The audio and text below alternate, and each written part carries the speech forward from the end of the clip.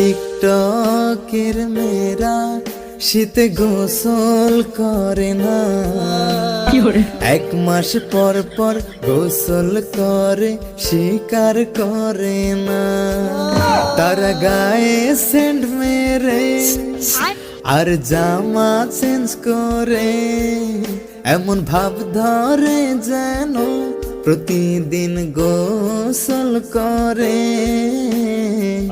সত্যি বলতে মেয়েরা তো ভাই গোসল করে না, ছেলেরা তো ঠান্ডা পানির ভয় করে না।